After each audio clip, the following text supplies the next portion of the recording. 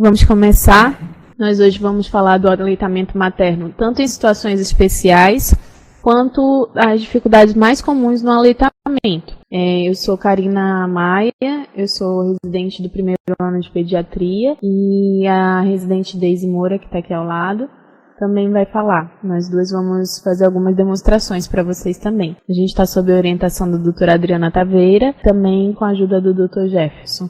Apesar das evidências e dos esforços todos para promover o aleitamento materno exclusivo, né, os números de aumento do aleitamento exclusivo são muito pequenos, muito modestos em comparação ao que a gente já tinha. Então, com todo o esforço da Organização Mundial de Saúde, ainda assim, o aleitamento exclusivo teve muito pouco aumento em todos os países no mundo, né? Os dados de 2017 são que 41% dos lactentes tiveram aleitamento exclusivo até os 6 meses e que apenas 45% tiveram aleitamento exclusivo, né, associado à alimentação complementar até os 2 anos de idade. Ou seja, a gente está abaixo de 50%, tanto em aleitamento exclusivo quanto em aleitamento até 2 anos de idade, que é o sugerido pela Organização Mundial de Saúde para todos os países, e também com diversos estudos demonstrando a importância e a relevância que o aleitamento materno tem, tanto para evitar problemas como desnutrição, para evitar graves infecções e reduzir patologias na infância, quanto para doenças alérgicas, a prevenção, imunização, né, da criança. Então, todo o processo é relacionado com o aleitamento e todos os benefícios de inúmeras formas já bem demonstrados com pesquisas de revisão, baseado em evidência mesmo, tá? Então, por que isso acontece? Porque, apesar disso já ser super demonstrado, já ser mais do que comprovado cientificamente, da gente bater bastante, o nosso país que tem todo um trabalho muito grande nesse sentido, já de campanha, de educação e saúde nesse sentido, por que a gente tem níveis ainda tão baixos? Basicamente porque é preciso ter uma forma de construir essa visão para a mãe, de orientar nas dificuldades para a mãe, de saber lidar com algumas etapas fundamentais no aleitamento. Então, não é que a maioria das mães não queira amamentar, a maioria das mães, em geral, pelo menos no nosso país, quer amamentar, mas muitas vezes elas têm algumas dificuldades e elas não sabem lidar muito bem com isso, e acabam deixando o aleitamento precocemente ou mais tardiamente quando enfrentam essas dificuldades, que é o que a gente vai tentar abordar um pouquinho hoje para ver se a gente consegue ser mais eficaz na propagação do aleitamento por mais tempo. Então, o que já tem comprovado de estudos mostrando que aumenta a eficácia da adesão ao aleitamento materno? 3 coisas, basicamente. O aconselhamento, que a gente vai falar exclusivamente sobre ele. O programa e o protocolo do Hospital Amigo da Criança, que é sugerido mundialmente, e na verdade temos vários hospitais que seguem esse programa no nosso país. E as abordagens comunitárias. Então é um tripé de maior eficácia para aumentar o aleitamento. O aconselhamento é uma abordagem específica. A gente é treinado nessa abordagem, que é uma abordagem diferenciada com a mãe. O Hospital Amigo da Criança segue vários passos, desde todo o treinamento da equipe, para que toda a equipe seja orientada para poder transmitir os 10 passos do aleitamento materno, enfim, o alojamento conjunto, tem todo um protocolo específico para facilitar o aleitamento e a adesão a ele. E a abordagem comunitária, que se mostra super importante, a gente vê facilmente no nosso dia a dia, na verdade. A gente tem uma influência quando orienta a mãe, mas uma outra quando fala que uma coisa ou outra deu certo para ela, tem muito peso na decisão de uma mãe que está começando. Então tem toda uma série de projetos estruturados para montar multiplicadores que também sejam da comunidade, que também sejam mães, e também orientem essas mães que estão começando o aleitamento, porque isso tem alta eficácia. Eu fiz assim e deu certo, então vai dar certo para você também. Então, são as 3 coisas de maior base hoje para ajudar no aleitamento materno. Quanto ao aconselhamento, o que sinteticamente a gente resolveu trazer? O aconselhamento, ele tem toda a estrutura da abordagem centrada na pessoa. Então, uma coisa muito importante aí é que a gente nunca pode usar uma argumentação impositiva com a mãe. Então, a gente não pode chegar dizendo para a mãe que ela tem que fazer aquilo, que ela tem que amamentar assim, que ela tem que fazer isso. Não, a gente vai orientar a mãe e vai tomar uma decisão conjunta com ela. Nós vamos aconselhá-la, a gente vai sugerir possibilidades, a gente vai ajudar para que ela tome uma decisão mais bem pautada e que a gente consiga orientá-la nesse sentido. Então, é uma decisão compartilhada, a principal ideia, em que a gente vai estar orientando ela no que pode acontecer em função de cada decisão. Dentro disso, tem cuidados específicos, né, da linguagem e da metodologia que a gente vai usar. Então, de preferência, evitar distanciamento, evitar uma mesa entre um e outro, aproximar da mãe, olhar para ela, se possível, de uma forma respeitosa. A gente vai tocar de alguma forma respeitosa nela para aproximar o vínculo. Vamos orientar, vamos passar as medidas de orientação, evitar de negar o que ela está falando. Então, por exemplo, ela diz, eu estou com pouco leite, e nós sabemos que na maioria dos casos não é uma dificuldade, não é isso exatamente que acontece, mas a gente não vai dizer para ela, não, você não tem pouco leite. A gente vai dizer, eu entendo que no começo da amamentação o leite inicial parece mais ralo, mas ele é rico em nutrientes, em proteínas, em defesas para o seu filho, mas eu entendo o que você está querendo dizer. Então, sempre começar com eu entendo que você está cansado, eu entendo que é desgastante, eu entendo as suas dificuldades. Isso sempre reforça e aproxima o vínculo, então a nossa eficácia para ajudar essa mãe de fato vai ser muito maior, que é o nosso objetivo. E é sempre importante, dentro do aconselhamento, ele é um método que tenta prever, antecipar dificuldades. Então, quanto antes a gente começa a fazer o aconselhamento e fazer esse segmento e prevendo as coisas que podem acontecer, que a gente pode intervir para ajudar essa mãe, vai ser melhor. Então, como é centrado na pessoa, eu estou vendo que aquela mãe não tem dificuldade de pega, mas ela tem uma dificuldade de um mamilo invertido, ela tem muito medo, ela está muito ansiosa, ela tem outros filhos, ela não tem. Então, eu já posso prever como é que vai ser mais ou menos o que ela vai enfrentar mais lá na frente, ou se ela vai retornar ao trabalho, ou se ela não vai. Então, a gente vai preparando essa mãe à medida que a gente vai aconselhando para que ela possa passar por aqueles estágios de uma forma mais eficaz também. É importante também, a orientação atual é que a gente nunca vai excluir um aconselhamento face a face. Por tudo isso que eu falei, pelo método, pela questão da gente conseguir ter outras formas de linguagem, que na hora são muito importantes para que ela confie na gente, para que a gente possa realmente ser confiável, ela possa tirar as dúvidas, ela possa se empoderar e ela possa ter confiança de fazer o aleitamento. Então a gente nunca exclui o aconselhamento face a face, mas além dele, nós podemos incluir, por exemplo, em alguns contextos específicos, e sempre contextos específicos, essa é uma evidência do tipo 2, é uma evidência B.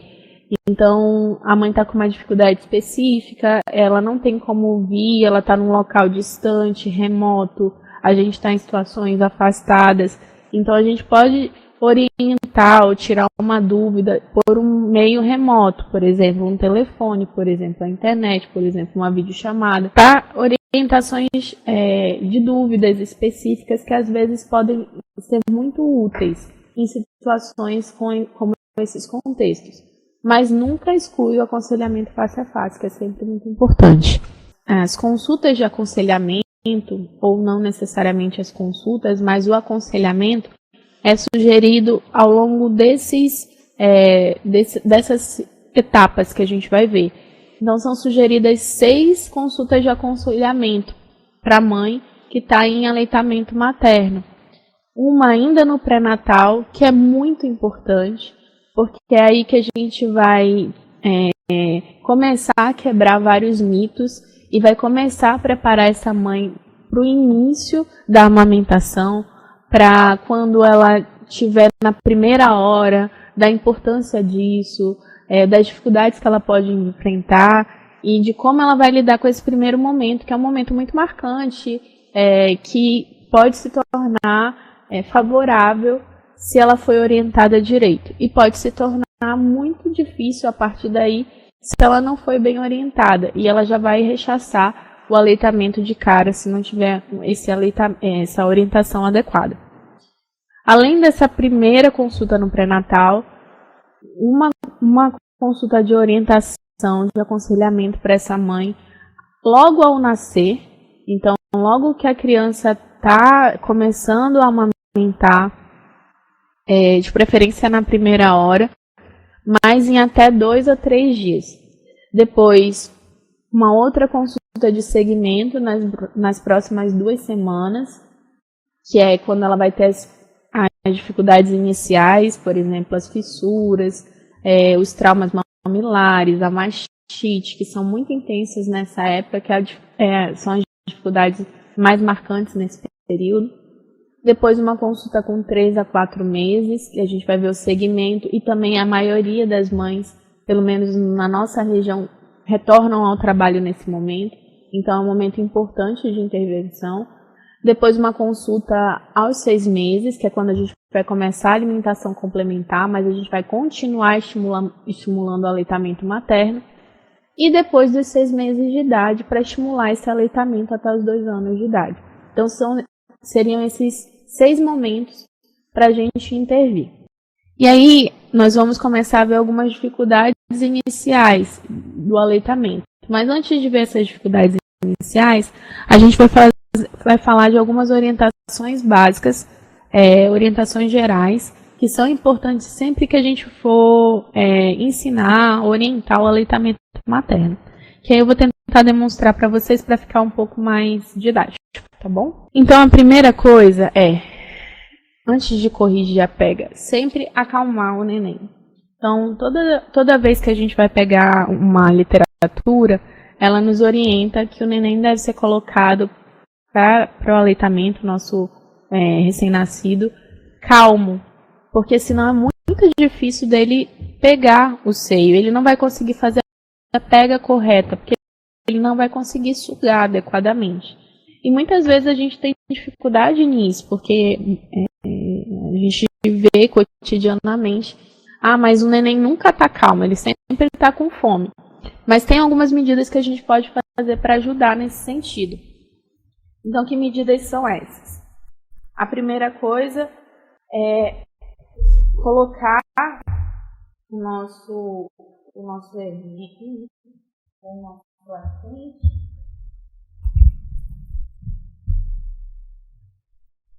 com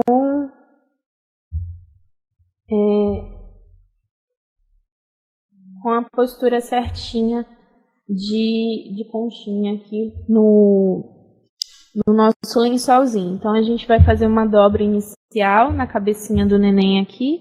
Dá pra ver? A gente faz uma dobra inicial. Depois a gente, de preferência, coloca as mãozinhas do neném sobre o tórax dele. E a gente vai fazer uma primeira dobra lateral, a dobra de baixo e, por fim, a dobra do outro lado. E assim a gente vai deixar ele nesse formato de charutinho. Esse charutinho deixa o neném acolhido e ele se sente confortado, como se ele estivesse no colo. Ele se sente agasalhado, como se estivesse no colo ou na barriga da mãe. Então é uma posição mais confortável para ele. Em geral ajuda bastante em acalmá-lo. Outro método que a gente sempre pode fazer é colocar o neném ou deitado ou em pezinho, fazer um barulho contínuo e acalmar o neném na lateral. Evitar de acalmar o neném na vertical, porque pode fazer lesão no neném, principalmente se ele é prematuro. Então a gente vai fazer um movimento lateral e fazer um movimento contínuo ao ouvido do neném. Isso costuma acalmá-los bem. Nós também podemos colocar nessa posição com a cabecinha lateralizada e fazer essa postura, porque esse braço aqui também costuma acalmar o neném. E, por fim, se ele estiver com muita fome, com sinais de fome, que sinais são esses de fome? Ele está muito choroso, ele está procurando, está virando a cabecinha, procurando alguma coisa, ele está tentando mamar o seu dedo, está tentando mamar tudo ao redor. Esse neném está demonstrando sinais de fome. Se ele está muito choroso, ele já está com fome há muito tempo.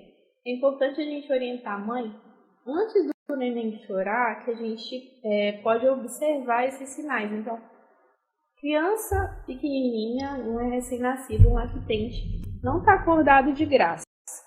Então, ele está acordado e está virando a cabecinha procurando alguma coisa, ele está com fome. Então, a gente tenta sempre colocá-lo para mamar nesse momento, antes que ele fique muito choroso e irritado e seja mais difícil da gente fazer o aleitamento. Então, nesse momento é sempre mais fácil da gente fazer. Então, essa é a primeira orientação importante. E se ele já está muito irritado assim, nós podemos também pegar um conta-gotas, que normalmente é fácil delas terem em casa, um conta-gota de alguma medicação, higienizar adequadamente. Ela faz uma extração do leite, coloca no conta-gota e pinga na boquinha do lactente. A glicose vai acalmar um pouquinho o neném, é o tempo dele acalmando um pouco, e aí a gente posiciona para fazer a pega adequada. Quando a gente está no ambulatório e tem uma glicose disponível, a gente coloca um pouquinho de glicose na boca do neném e acalma ele até fazer a pega adequada, mas pode orientar a mãe a fazer com o próprio leite em casa, tá? Então essas são as medidas iniciais para poder acalmar e aí sim eu fazer a orientação da pega adequada. Para a pega adequada é sempre importante, sei que a maioria de nós foi orientado sobre isso, mas sempre vale a pena ressaltar. A gente vai colocar a boquinha do neném abocanhando toda a auréola, não só o mamilo, porque nesse caso aqui está parecendo simplesmente o mamilo, mas ele vai pegar toda a auréola. Eu vou colocar, se o bracinho dele não estiver enroladinho, que nem está aqui, eu vou colocar um bracinho para cá, para trás, vou posicionar o neném barriga com barriga, e aí eu vou fazer a pega adequadinha. Quando a mãe está com as dificuldades iniciais, então a princípio é sempre interessante a gente pedir para ela primeiro fazer a pega em C, colocando o dedo polegar em cima e o indicador embaixo e fazer uma extração. Vai gotejar esse leite e aí depois que ele começa a gotejar, eu faço a pega do neném. Isso evita que o neném machuque muito quando ele está com muita fome a princípio, até o leite começar a sair, evita fissuras, evita traumas de forma geral e facilita também a pega da criança. Então, só para visualizar um pouco melhor, a pega adequada aqui na imagem. Eles estão conseguindo ver? A pega adequada na imagem. o neném vai abocanhar toda a auréola, vai virar os lábios, tanto o lábio superior quanto o lábio inferior, e a gente não vai ouvir barulho, quando a gente está ouvindo esse barulho, a gente tem que ajustar a pega, não está muito adequada a pega do lactente. A gente tem vários scores para pega adequada e para como a amamentação está adequada.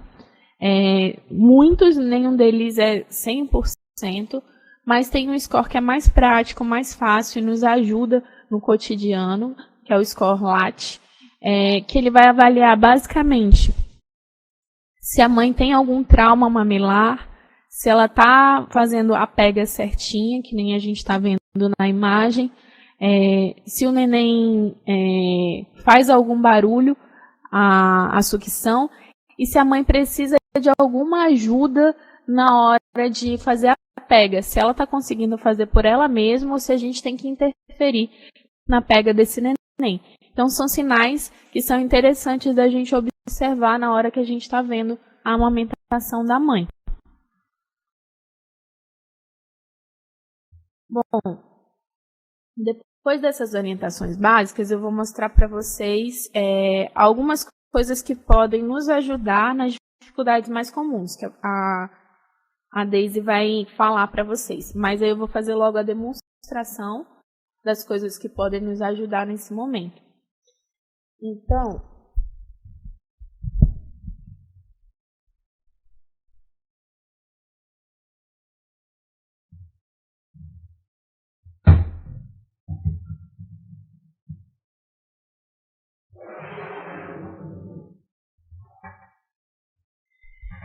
nós temos aqui. Melhor sentar?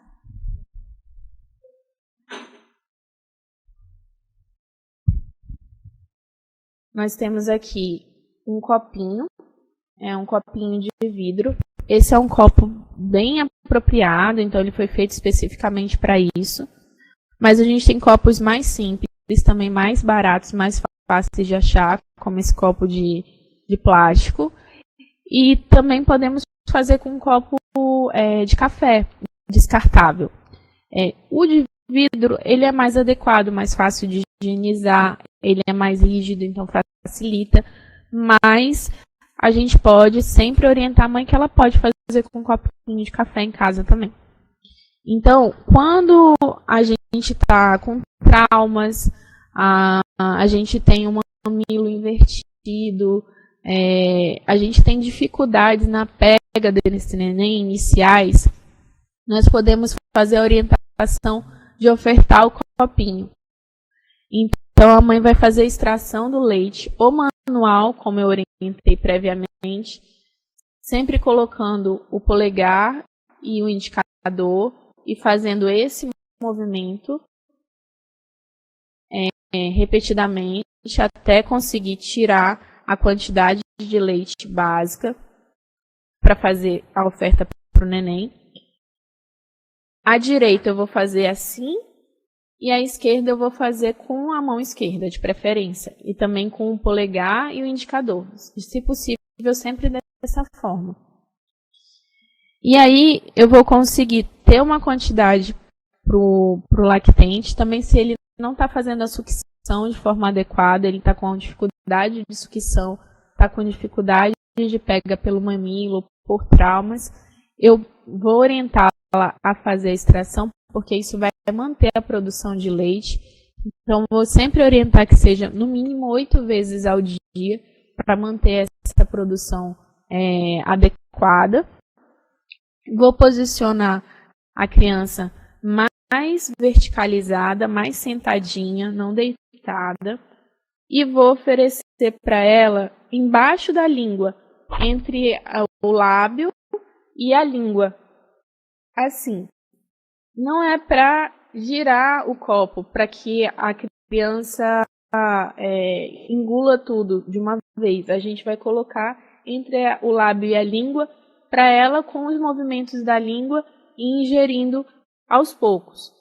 Isso vai estimular com que ela aumente o reflexo de sucção, que tenha mais menos possibilidade de afogar com o leite, e a gente continua mantendo o estímulo para ela conseguir fazer o aleitamento depois. É sempre muito importante orientar isso e orientar a paciência nessa hora, porque vai levar um tempo para conseguir ingerir. Então, perde um pouco de leite, despreza um pouco do leite, e também é bem lento o processo. Então, a mãe tem que estar orientada que é assim, que está tudo bem, e que são medidas iniciais e que posteriormente a gente vai conseguir fazer a transição. Então, é importante a gente entender que é um momento difícil, que não é simples, que exige muita calma, muita paciência, para também não pressionar a mãe, porque manter esse método por muito tempo é desgastante para ela também, e a gente tem que entender isso. Então, o uso do copinho, além da extração manual, quando ela pode, ela pode adquirir uma bomba manual como essa, se ela tiver disponibilidade para isso, e ela vai colocar no seio e vai pressionar. Não precisa de energia elétrica. Tem bombas que são assim, manuais, nós temos bombas elétricas, nós temos bombas para fazer extração bilateral. Qual é a bomba melhor? Depende da necessidade da mãe. Então, se eu estou num local que não tem energia elétrica, a melhor bomba é essa. Se eu não tenho como comprar uma bomba, a melhor coisa é a extração manual. É sempre individualizada em função da necessidade daquela mãe, daquela criança. Aí nós temos um copinho em que a gente coloca o leite aqui dentro, que ela ordenhou também. E ele vem para fazer um encaixe rotatório aqui. E a gente vai encaixar no sutiã da mãe, entre o sutiã da mãe. E ele tem uma saída com uma pequena sondinha, que aí a gente vai apoiar com esparadrapo, um microporo, e aí vai colocar no mamilo da mãe, para fazer o método de translactação.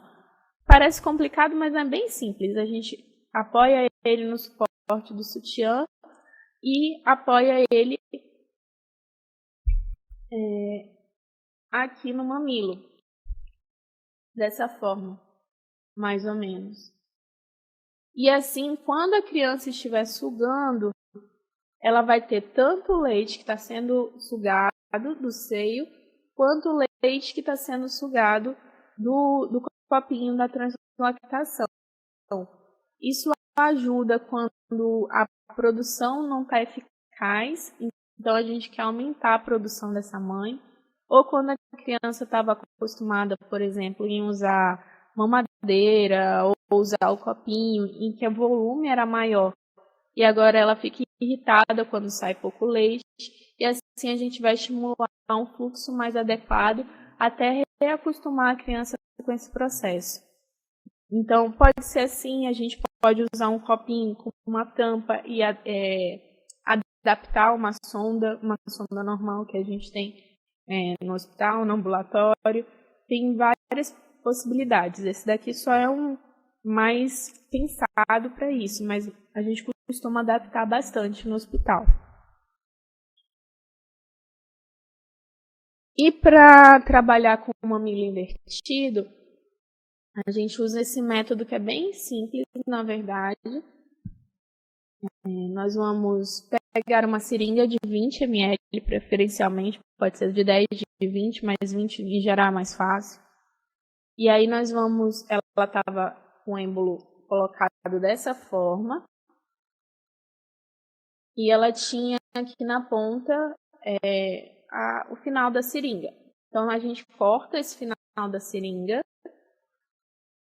e aí cortando o final da seringa, a gente vai inverter, vai tirar o êmbolo e vai colocar ele ao contrário,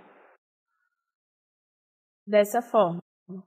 de forma que a parte que não está sem lixa aqui, né, a parte que é preparada, vai ser colocada no mamilo. Então, vai ser colocada dessa forma. E aí, a gente vai orientar a mãe a fazer uma pressão aqui no mamilo, puxando.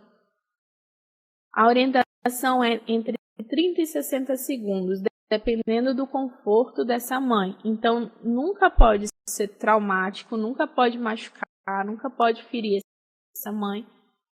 Entre 30 e 60 segundos diariamente. Pode orientar dela fazer junto às mamadas, para tentar, quando o mamilo for plano ou invertido, fazer com que esse mamilo aos poucos fique protuberante, facilite a pega da criança. Então a gente vai fazendo isso aos pouquinhos. Quando a gente for orientar esse uso, é sempre importante lembrar a mamãe que isso não vai acontecer de uma hora para outra, que isso vai acontecer aos poucos, para ela não ficar ansiosa com isso e não tentar ficar muito tempo usando, porque assim vai fazer mais rápido. Então, se eu ficar 20 minutos fazendo isso, vai virar mais rápido meu mamilo. Então, não, orientar que isso só vai traumatizar a mãe, machucá-la, e que tem que ser contínuo e por vários dias para poder ser eficaz. E por fim, a gente tem aqui um recipiente para armazenar o leite. Que aqui a gente tem, de novo, um recipiente que foi pensado para isso, que é um recipiente de vidro com uma tampinha de plástico e com medida, que foi feito especialmente para isso. Mas a gente pode orientar a mãe a pegar um pote de café, de Nescafé, de vidro com a tampinha de plástico, ou um pote de maionese de vidro com a tampinha de plástico, tirar todos os rótulos, tirar tudo que está anexado no potinho, tirar aqueles materiais que vêm às vezes aqui por dentro da tampinha, higienizar bem esse pote, depois escaldar o pote por 10 a 15 minutos, e aí pode utilizar para armazenar o leite também. Então não precisa ser necessariamente esse, ela não tem que comprar, e assim ela pode fazer a ordenha do leite e fazer o armazenamento do leite em casa, na geladeira ou no congelador, que a gente vai orientar daqui a pouco, tá bom? Então as primeiras coisas são essas, e aí a Daisy vai falar um pouco para vocês agora das dificuldades mais comuns. Boa tarde, eu sou a Daisy, residente de pediatria, e a gente vai continuar falando sobre as dificuldades no aleitamento materno. Então, muitas das mães experimentam alguma dificuldade durante a amamentação, e especialmente no início do processo da amamentação, como a doutora falou. Mas essas dificuldades, geralmente pequenas, podem ser resolvidas pela atenção básica. Então, o primordial é o aconselhamento e a assistência e o suporte, né? Como a gente estava falando. Então, uma das coisas muito frequentes, bebê que não suga ou que tem sucção débil. Então, não é raro que ocorra nos bebês, aparentemente normais, acontece. É uma condição que pode durar poucas horas ou até dias. E a principal indicação no caso é orientar a mãe a estimular as mamas regularmente. Então, o principal é começar com a massagem. No início, 5 vezes ao dia, fazer a massagem junto com a ordenha manual ou com a bomba de extração, como a doutora falou. E isso vai garantizará a produção do leite.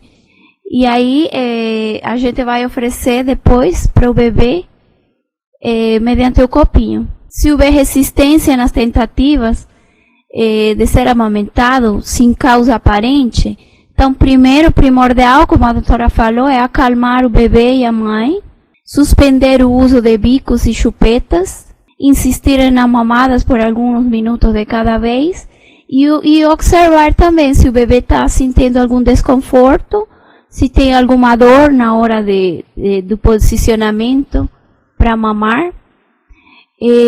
Uma recomendação é que alguns bebês nessa situação se beneficiam de ser amamentados com a mãe reclinada, de maneira que a criança fique em cima da mãe, verticalmente, sem ter nenhum apoio na costa ou na cabecinha, então que ele fique um pouquinho mais à vontade. É uma das recomendações que a gente pode fazer. Outro dos principais problemas, dificuldade na pega, como a doutora falou, sempre o primordial é ensinar como é que é uma pega correta.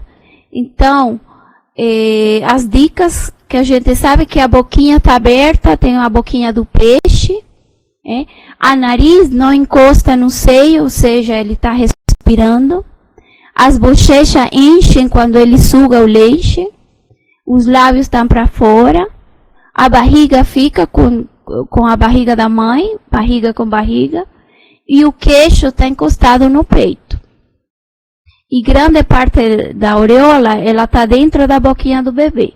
Então, esses aí são os sinais de que a pega está correta.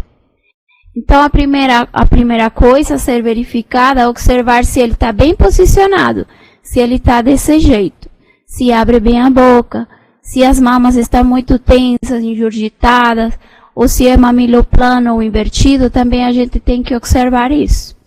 E o manejo vai depender de cada caso, né? Outra dificuldade frequente, o bebê mama e larga e chora. O bebê começa a mamar e começa a chorar, fica incomodado. Então, a primeira coisa é ser questionada se ele está bem posicionado, se o fluxo de leite é intenso, ou é muito intenso, perdão, ou se ele está recebendo mamadeira. É uma das perguntas que a gente vai fazer. Como o leite da mamadeira, ele sai muito fácil, a criança não precisa fazer aquele esforço para mamar, então pode ser uma das causas que ele fique irritado na hora de mamar, porque já no seio já é um pouco mais difícil, já ele tem que trabalhar um pouquinho a mais. Então, ela pode estranhar a demora do fluxo, né, no início da mamada, e o reflexo desencadeado por estímulo da mama, ele demora alguns minutos, né? Então, a gente tem que verificar isso. Existem diferenças entre as mamas, né? O mamilo, o fluxo de leite, ver se está ingurgitada. Quando tem dificuldade de mamar em uma das mamas, a gente tem que verificar se é uma diferente da outra, se o mamilo, um está mais ingurgitado que o outro, se o mamilo é plano. Então, ver se a mãe não consegue posicionar o bebê adequadamente de um dos lados. Verificar se o bebê tem desconforto na hora de mamar desse lado, ver se tem alguma dor, porque geralmente, por exemplo, descartar que não tem alguma fratura de clavícula, por exemplo, né? E uma das opções que a gente orienta é colocar nessa posição. A gente chama de posição de jogador de futebol americano. Então, é o bebê virado para trás, nessa posição, e aí encostado o bracinho, e aí se aproxima ao peito, nessa posição. Então, essa é uma das opções que a gente tem quando o bebê não quer pegar de uma das mamas. E a última opção, se você fez todas as tentativas e ainda se o bebê não quer mamar de uma das mamas, então só deixar o aleitamento só de um lado do peito. As disfunções orais são desordens da sucção recorrente de outras alterações orais do bebê. Pode ser anatômicas, pode ser dificuldade no encaixe, pode ser no reflexo de procura, que não está adequado, pode ser o lábio do bebê que está invertido, o padrão mordedor, que é a criança que não suga se não morde, tensão oral na musculatura do bebê, língua que está posteriorizada, ou uma língua hipertônica, uma língua dura. Então, esses manejos já são um pouquinho mais especializados. Aí a gente não tem muita coisa para fazer, né? Mas o que recomenda fazer o treinamento oral, que no caso é parecida à imagem que está assim, estimular esse movimento de sucção do bebê, utilizar exercícios específicos, dependendo da patologia, e modificar o funcionamento oral durante a mamada. Mas esse aqui requer uma atuação de um profissional, por exemplo, uma fono, ou outros profissionais que têm que intervir, né? Demora na apojadura. Demora na apojadura é aquela demora na descida do leite, né? Que ocorre só após alguns dias do parto.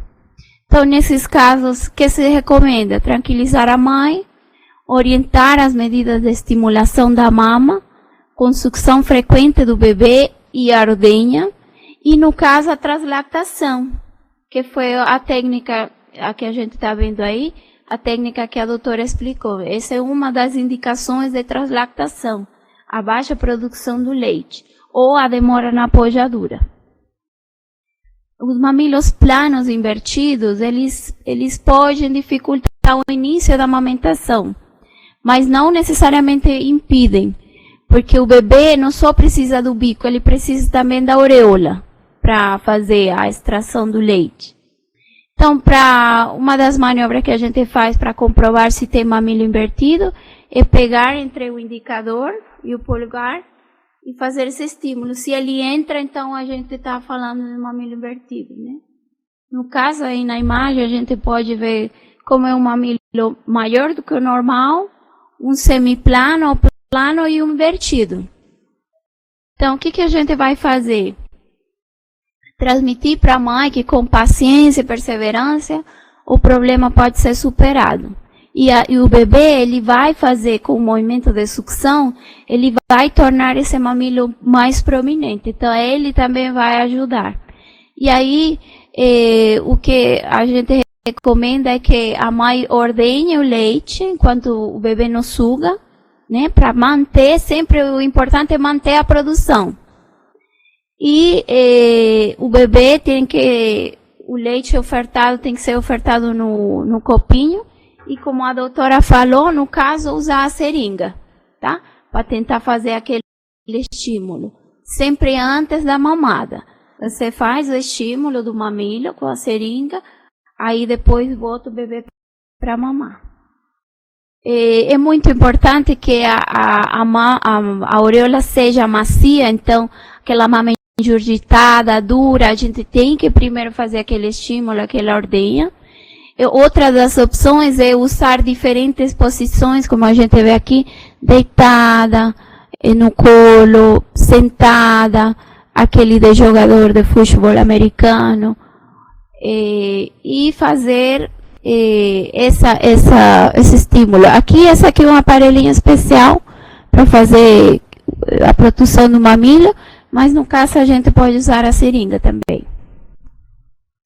Os intermediários de silicone são, vamos dizer, instrumentos que a gente usa, mas em casos muito excepcionais. Geralmente não são recomendados. Mas em última opção, que a mãe já está próxima a perder a amamentação, então a gente realmente recomenda, né? Caso excepcional. O recomendado é usar o menos tempo possível, enquanto o problema está sendo resolvido, até melhorar a pega do bebê. E o que recomenda que sejam aqueles bem fininhos de silicone, né? Para não atrapalhar na hora do estímulo hormonal. E devem ser evitados aqueles mais grossos, de borracha ou de látex. O recomendado é aqueles biquinhos de silicone que você pode comprar na farmácia. Outro dos problemas muito frequentes é o engurgitamento mamário. Então, se ele for discreto, é um sinal positivo que o leite está descendo. Aí, quando vai ser patológico? Quando a mama está muito distendida e causa desconforto, A mãe pode ter febre ou mal-estar geral, tem áreas difusas, vermelhas, demasiadas, brilhantes, o mamilo está achatado, está dificultando a pega, e o leite não flui com facilidade, porque ele fica um pouco mais viscoso, mais grosso, que fica quando tem engurgitamento. Então, qual é a recomendação? Fazer a ordenha delicada, mamadas mais frequentes, botar sim, a livre demanda, não precisa ter um horário, né? Massagem delicados na mama, que aqui a gente pode ver exemplos de massagem, né? E o uso, no caso de dor, extremo dor na hora das mamadas, a mãe pode usar o ibuprofeno, tá? Para tentar diminuir a sensação de dor. Outras recomendações é a mãe usar um bom suporte para as mamas, sutiã, né? É bem confortável. E fazer compressas frias, mais ou menos pode ser feita de 2 em 2 horas até 20 minutos, porque pode ter risco de lesão na pele com o gelo. E o principal é o esvaziamento, ou seja, a ordenha. O trauma mamilar, as manifestações do trauma mamilar é qualquer lesão que tem a nível do mamilo, né? Então ele vai ter eritema, vai ter edema, pode ter fissura, bolha, manchas brancas, amarela, pode ter hematoma, pode estar com equimose. Então, eles são causados por pega inadequada durante as mamadas. Outra das causas pode ser que seja o mamilo plano, invertido, que a criança tem com problema na sucção ou disfunção oral, o frênulo lingual, que é muito curto, então ele termina machucando. E o uso prolongado de bombinhas também pode machucar. Então, essas são uma das causas do trauma mamilar.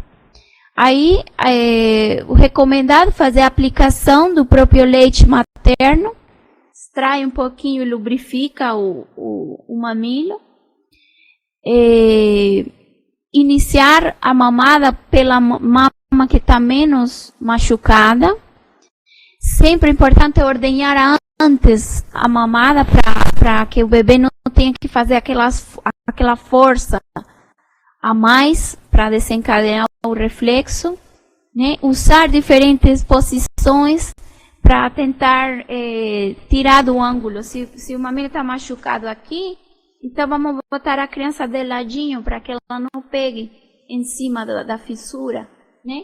E também pode ser usado analgésico se for necessário. Na hora de recomendar creme, loção, a gente não tem muito estudo que recomende o uso de loção, de óleos sobre os mamilos. O único que a literatura recomenda é cremas à base de lanolina anidra modificada. É a única que tem efeito positivo sobre os mamilos. Mas aí ela tem que ser comprada, né? O que a gente pode recomendar também é um banho de luz, banho de sol. Não pode ser banho de luz, banho de secador de cabelo, porque ele desidrata um pouco mais a pele. E também não é recomendado usar nada que seja cáscara de banana, mamão. Essas coisas ainda não têm demonstração nenhuma. Então, a única coisa para ser aplicada na mama, no caso fosse necessário, é as cremes à base de lanolina. Então, qual é a prevenção? O principal sempre é prevenir. Então, a prevenção principal é fazer aquela ordenha antes, né, para desencadear o reflexo e que a criança não tenha que machucar. Na hora de tirar o bebê do peito, sempre é recomendado introduzir o dedo menor para ele soltar a mama e depois você tira o bebê.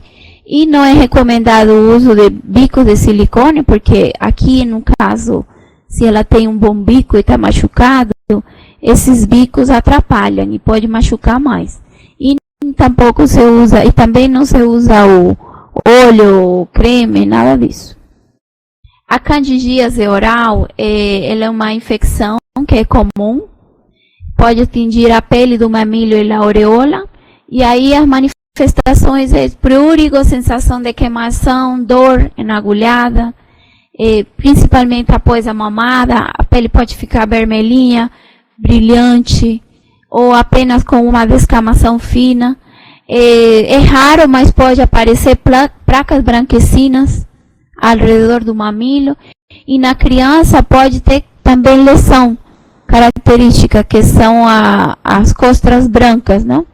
Aí o tratamento, a gente tem que tratar a mãe e o bebê, porque é uma infecção, né? Pode ser usada a crema tópica, como a nistatina, clotrimazol, miconazol, ketoconazol. A violeta de genciana 0,5 é recomendada usar também, uma vez ao dia, 3 a 4 dias. Se no caso o tratamento tópico não melhora, então é recomendado usar ketoconazol por via oral, por 10 a 20 dias, dependendo do quadro, né? E as medidas gerais é enxugar os mamilos, secar bem, após a mamada expor ao sol, né? Por alguns minutos, e eliminar sempre o uso de chupeta, bico e mamadeiras, é o principal. Fenômeno de Raynaud, ele é um fenômeno raro. É um transtorno de vasoespasmo, é já mais a nível circulatório. E o que acontece é que faz isquemia a nível do mamilo. Então, aquele mamilo que fica pálido e depois desencadena a dor, pode ter cianose ou eritema, principalmente após a palidez, e as características é aquela fisgada, aquela sensação de queimação, né? Pode durar alguns minutos ou até horas. Esse aqui é menos frequente, né? E aí é identificar e tratar a causa de base, porque geralmente tem alguma outra patologia associada. Melhorar a técnica de amamentação, principalmente a pega. Aplicar compressas mornas no mamilos. Se a dor for intensa e sim melhora, então a mãe pode usar vasodilatador, no caso nifenipina retarde, mas esse aqui já é um manejo mais especializado. Bloqueio dos condutos lactíferos é outra das causas também, que dificulta a amamentação. Então, é que o leite que é produzido em uma das áreas, ele não é drenado. Então, quando a amamentação é infrequente, quando a criança não consegue remover o leite toda, aí a aplicação, às vezes um sutiã que machuca de um dos lados, às vezes a obstrução de um dos poros de saída, quando se usa creme ou alguma outra coisa, pode bloquear a saída dos condutos. Então, aí, o quadro clínico é aquele nódulo localizado, sensível e doloroso. É uma ingurgitação, mas mais localizada. Tem vermelhidão na área, né? Aí o tratamento é que evitar que evolua para uma mastite. Então, é a mamada frequente, utilizar diferentes posições, né? Calor local, compressas de água morna, massagem em direção ao mamilo para conseguir extrair o leite, e ordenha manual ou com bombinha, pode ser. Uso desse sutiã mais confortável que não bloqueie, e não pode usar nenhum creme nem nada nos mamilos, né? A mastite já é um processo inflamatório que pode acontecer em um segmento da mama ou vários, né? Geralmente é causada por uma infecção bacteriana, mas pode também ser não infecciosa, e no caso seria pelo Staphylococcus aureus. Esse aqui é mais frequente na segunda e terceira semana após o parto. É difícil diferenciar quando ela é infecciosa ou não.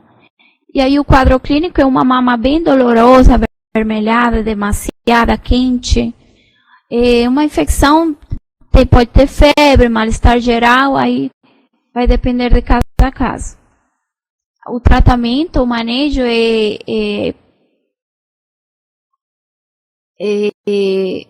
a produção do leite ele tende a diminuir, no caso, quando existe uma mastite. Aí o sabor fica um pouco mais salgado, aí pode ter rejeição do bebê, e o tratamento deve ser precoce, para evitar que ele evolua a um abscesso. E o tratamento é manter a amamentação, nunca a gente tira do peito, né? O esvaziamento, que é o principal, adequado da mama, e a ordenha da mama, se não houver esvaziamento adequado pelo bebê. Se tiver sintomas graves, já no início do quadro, fissura mamilar, ou que não melhora após horas, depois da remoção do leite, a mãe não melhora, então a gente pode entrar com tratamento antibiótico, né? No caso é a cefalexina, ou a amoxicilina com clavulanato também. Nas pacientes alérgicas a gente pode usar a eritromicina, todos têm que ser usados por 10 dias, tá? É importante que qualquer fator que favoreça na estagnação do leite materno, ele predispõe ao aparecimento da mastite. Então, engurgitamento, as fissuras, bebê que não está pegando adequadamente, tudo é fator de risco para a mãe fazer uma mastite, né? Mamadas com horários regulares, sempre tem que ser a livre demanda, quando o bebê precisar, né? Longos períodos de sono do bebê, uso de chupeta, que não esvazie, frênulo na criança com sucção fraca, tudo isso são fatores de risco que aumentam a possibilidade da mãe fazer uma mastite. E o abscesso mamário é quando a gente deixa essa mastite evoluir, e aí já a infecção já é um pouco mais grave, né? Aí a dor é mais intensa, tem febre, mal-estar geral, calafrio, presença de áreas de flutuação, aí já tem uma inflamação um pouco mais condensada, né? Já com uma área de flutuação no local. E aí o diagnóstico, principalmente, ele pode ser clínico, mas fundamental é ultrassom, é importante para fazer o diagnóstico, né? Os abscessos mamários tratados inadequadamente, eles podem evoluir para drenagem espontânea, né? Porque produz necrose da mama e rompe, pode sair para fora da pele, né? Que é o que a gente tem que evitar. Porque aí pode ter necrose depois, onde esse tecido foi lesionado, e aí é tecido mamário que a gente vai perder, né? Abscessos muito grandes, pode ter necessidade de recessões extensas, e aí pode ter deformidade na mama, comprometimento funcional da mama. Aí o manejo sempre é a drenagem cirúrgica sobre anestesia local, né? Impossível, com coleta de secreção para cultura, se você tiver a possibilidade. E se puder fazer testes de sensibilidade a antibiótico, seria o melhor. Tratamento é igual a mastite, antibiótico e esvaziamento. Interrupção da amamentação na mama afetada, até que o abscesso tenha drenado ou já se comece com antibiótico terapia. Continuar com a mama sadia, continuar amamentando com a outra mama. E o uso de drogas para supressão da lactação não está indicado no caso, tá? A menos que a mãe não deseje mais continuar amamentando. Galactocele já é uma patologia um pouco mais rara, é um cisto, né? Nos condutos mamários, contendo líquido leitoso, e aí o tratamento é cirúrgico, né? O diagnóstico é por punção aspirativa e ultrassom, e aí um pouco um manejo mais especializado. Temos outro caso que é o reflexo exacerbado na injeção, aquelas mães que o fluxo é muito intenso e às vezes dificulta a amamentação da criança porque ele fica afogado praticamente. Então, eles têm um refluxo exacerbado, pode provocar engasgo. Então, o ideal é ordenhar um pouco antes da mamada, até que o refluxo diminua, para botar o bebê para continuar a amamentação. Pouco leite ou leite fraco é uma queixa muito frequente e tem que ser valorizada, porque pode ser produto de insegurança da mãe, quando que ela fica insegura de que não consegue nutrir a criança. Então, a gente tem que intervir, porque sempre também é reforçada por pessoas próximas. Minha mãe fala que não tá legal, minha tia, até o mesmo pai ajuda nesse aumento da insegurança. Então, o choro do bebê e as mamadas frequentes são interrompidas com fome. Tem sinais de pouca produção, não fica saciado após a mamada, ele chora muito, quer mamar com frequência, fica muito tempo no peito, nas mamadas, urina menos de 6 a 8 vezes, evacuações infrequentes, com fezes pequena quantidade, secas, duras. O principal que a gente tem que ficar de olho nessa baixa produção do leite é que se afeta o ganho de peso, então já aí está dando problema. Realmente a produção tá pouca, né? O ganho inadequado do peso.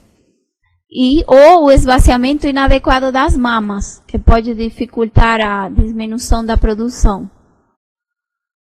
Aí, o que a gente vai fazer? No possível, o manejo adequado, aumentar a produção do leite, melhorar o posicionamento, a pega, para ver se a dificuldade na pega, aumentar a frequência das mamadas, oferecer as 2 mamas em cada mamada, dar tempo que o bebê esvazie bem a mama, porque a maioria a leite que vai saciar o bebê é o leite posterior, então a gente precisa que o bebê esvazie completamente a mama, para ele pegar esse leitinho posterior.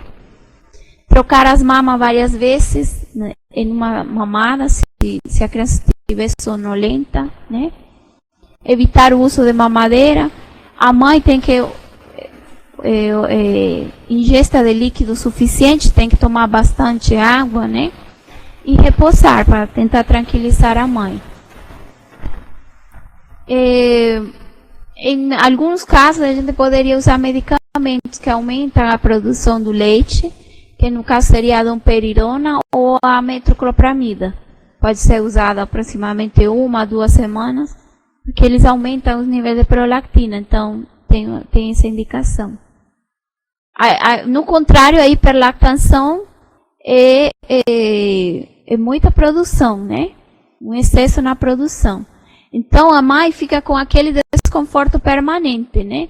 Incha muito rápido após o esvaziamento, tem dor profusa na agulhada, tem presença de áreas com sensibilidade. Então, tem sinais de engurgitamento, né? Pode produzir bloqueio dos condutos, mastite. Então, geralmente o reflexo de ejecção está exacerbado nessas mães com alta produção. Eles tem um vazamento constante do leite das mamas. Então, a criança pode dar sinais também, que ele fica engasgado, fica com tosse, o leite fica escorrendo durante as mamadas. É difícil para manter a pega, porque fica muito cheio, né? Fica regurgitando, tem flatulências, as fezes ficam um pouco explosivas, esverdeadas, e o ganho de peso é insatisfatório. Ou bom ganho no início, e depois fica um pouco mais lento, porque tem aquela dificuldade para se alimentar, né? Então, qual é a conduta? Oferecer apenas uma das mamas de cada mamada, para que a criança esvazie completo e consiga aquele leitinho posterior, que vai ajudar bastante. Oferecer a mesma mama, se deseja amamentar em intervalo curto, né? Se tiver desconforto, ordenhar o volume necessário e só deixar aquele para que se sinta mais confortável. colocar a criança para mamar apenas depois de iniciar o reflexo de ejecção, para que ela não se engasgue, né? Colocar a criança para rotar e durante as mamadas massagear as áreas que estiverem endurecidas, né? Durante a mamada. E, bom, essas aqui são as principais dificuldades que a gente afronta na hora da amamentação. Se vocês tiverem alguma dúvida, se quiserem a gente explicar de novo alguma técnica, rever alguma coisa, a gente fica aqui à disposição. Ficou claro mais ou menos o tema para vocês? Ajudou em alguma coisa? Aqui a doutora Karina vai complementar um pedacinho mais. A gente vai já disponibilizar para vocês tirarem dúvida, tá bom? Só rapidinho, só algumas situações especiais, alguns detalhes sobre as situações especiais. Então, só algumas orientações em algumas situações especiais, né? Então, é muito comum de lidar com as mães no retorno ao trabalho. Então, embora a nossa orientação geral seja de aleitamento até 6 meses de idade, a maioria das licenças das mães são por até 3 meses, mais ou menos, né? Então, a gente, nesse momento, precisa fazer uma boa orientação para a mãe. Em geral, elas já chegam na consulta para a gente pedindo o complemento. Mas a gente pode orientar e pode sugerir que, se ela quiser, a gente consegue muitas vezes ofertar o próprio leite dela, contanto que ela saiba fazer a ordenha de forma adequada, que a gente pode orientar, esteja disposta a fazer o armazenamento adequado e ofertar o leite para essa criança. E aí a gente vai reforçar as vantagens disso. Reforçar as vantagens do leite materno em comparação com a fórmula, tanto para obesidade futura, para proteção renal, para proteção contra infecções. A gente vai reforçar todos esses cuidados e vai orientar sobre o armazenamento. Eu vou ser bem sintética sobre o armazenamento. Então, a gente vai fazer a ordenha ou manual ou com a bomba, que nem a gente viu antes. Se for manual, sempre novamente dessa forma. Ela pode ser feita bilateralmente para tentar facilitar e agilizar o processo, que vai levar mais ou menos 30 minutos de cada lado da mama. Então, se ela é feita com uma bomba que vai retirar dos dois lados, ela vai conseguir fazer os dois lados num volume maior em 30 minutos. Se ela tiver essa disponibilidade, se ela quiser, e se ela puder fazer isso. Quando ela for, ela vai tirar e aí vai colocar no nosso vidrinho de tampa, um vidro de vidro e com a tampa plástica.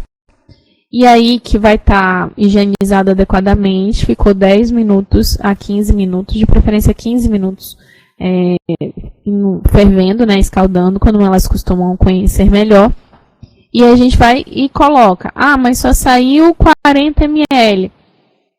Tudo bem, ela vai, armazena, depois ela vai colocar, tirar novamente, e depois ela vai acrescentar e vai colocar de volta. Então, a gente pode completar o tanto que essa criança costuma tomar. Por exemplo, se ela costuma tomar por mamada 120 ml, eu completo até 120 e deixo no congelador até 120. Quando completo 120, aí eu vou e começo um outro pote. Por quê? Porque depois a gente vai descongelar esse pote. A gente vai, se ele está no congelador, a gente vai tirar, colocar ele na geladeira por 3, 4 horas mais ou menos, e depois vai colocar ele em banho-maria para mornar esse leite. E aí em banho-maria, depois do banho-maria, a gente vai oferecer para a criança. Então, depois que a gente faz isso, ela não vai poder voltar com o leite que sobrou para a geladeira. Então, sempre a gente vai descongelar o tanto que a criança costuma usar, né, em cada mamada. Então, a gente guarda até aquele tanto e depois começa um outro pote, de preferência. Isso vai facilitar para ela, vai diminuir o desperdício também. Como que deve ser armazenado? De uma forma bem simples, bem sintética. Eu coloquei só as ideias base aqui. a gente vai deixar no congelador, pelas nossas recomendações atuais brasileiras, então a gente vai seguir o protocolo do Ministério da Saúde, são 15 dias que a gente pode deixar armazenado no congelador.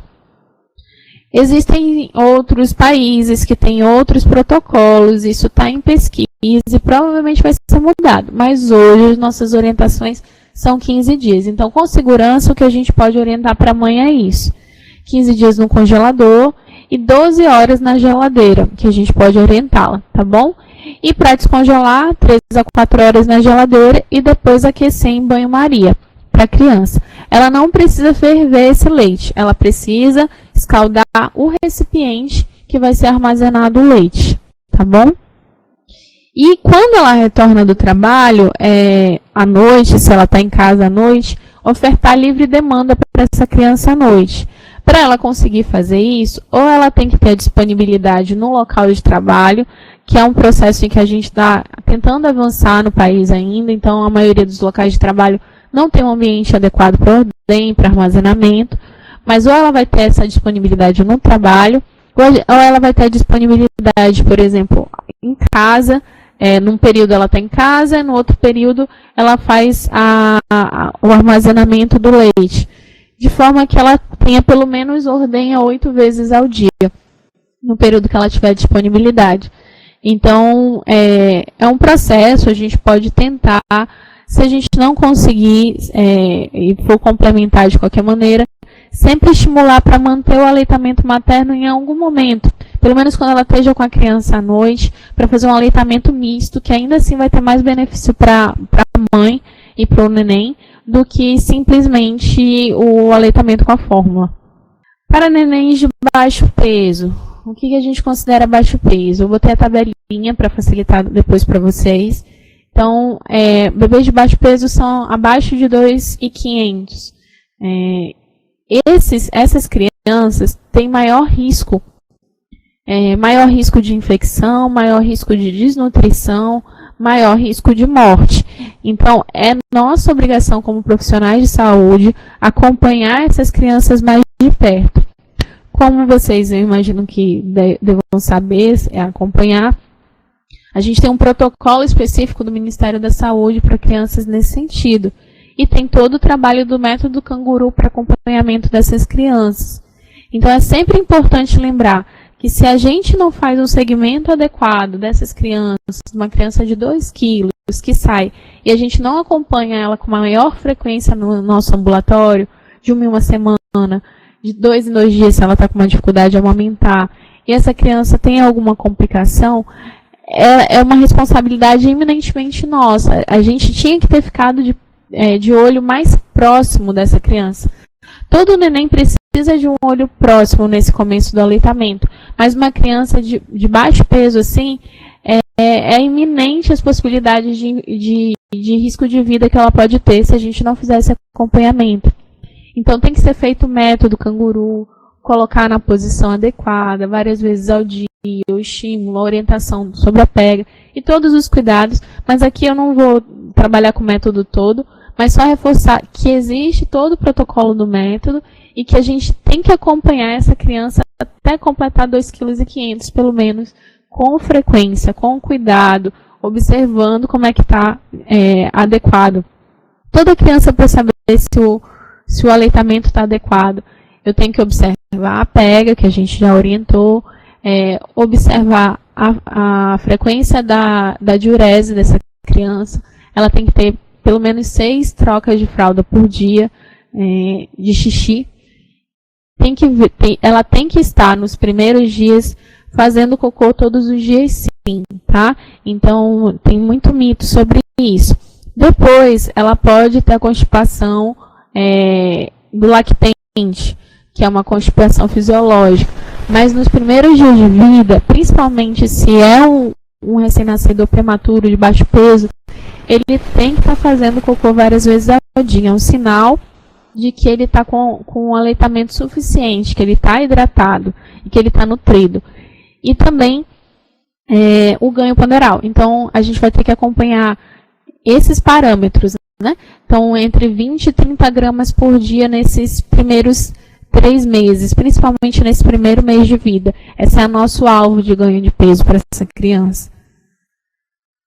Na questão dos gemelares, que muitas vezes a gente de cara já pensa que ela vai ter que complementar, e não é sempre assim.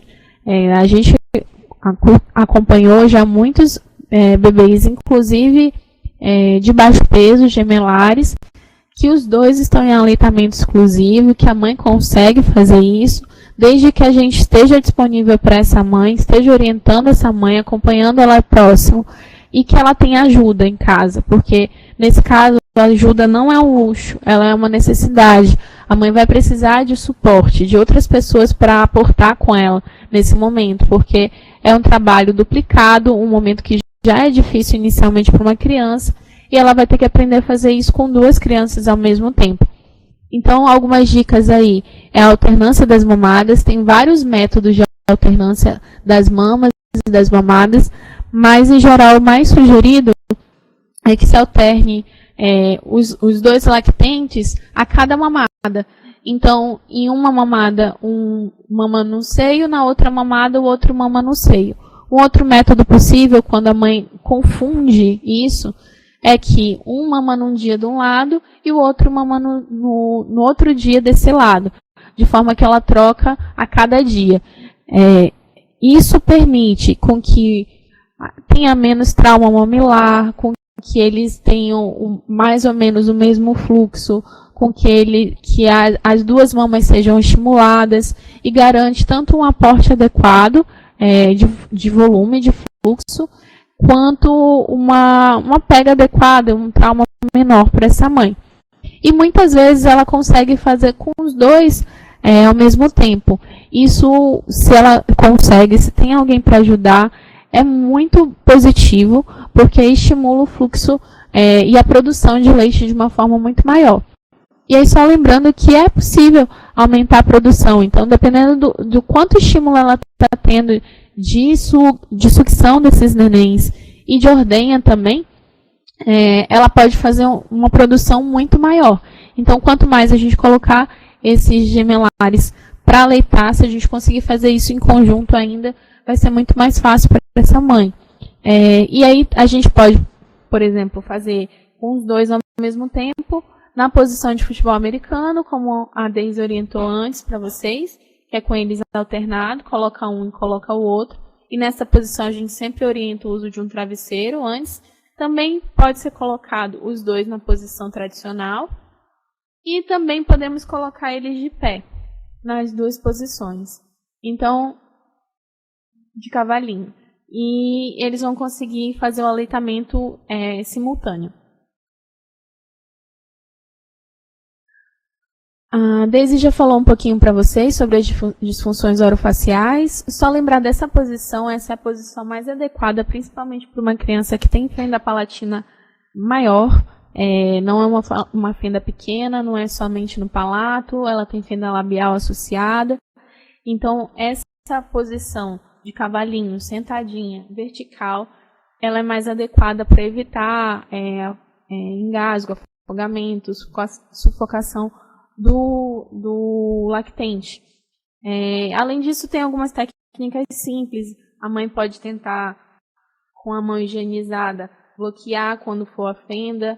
Pode tentar colocar, se é uma fenda mais para um lado, colocar ela para mamar do outro. Enfim, são dicas para fendas menores e para um processo simplificado. Mas, nesse caso, normalmente a gente precisa de uma ajuda especializada, como a Deise ressaltou.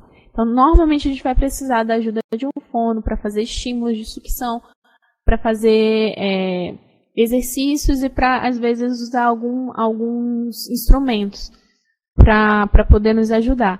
Bem como em crianças neuropatas, com dificuldade de sucção, em que a gente vai ter que acompanhar como está a qualidade dessa sucção, e às vezes vai ter que fazer estímulos específicos, e aí precisa de uma avaliação mais especializada também, tá bom? Então, basicamente, a gente finaliza com isso. Só reforçar como saber que o aleitamento está dando um suporte nutricional adequado. Sempre perguntar da diurese, mais de 6 fraldas no dia, da evacuação, principalmente na primeira semana, nas primeiras semanas, se está sendo diária, se tem bastante volume, da pega e do ganho ponderal de 20 a 30 gramas por dia, tá bom? Então, isso são as coisas que a gente vai focar para ver se a qualidade nutricional dessa criança está adequada, se ela não está desnutrindo, se ela não está desidratando. Estamos disponíveis para as dúvidas.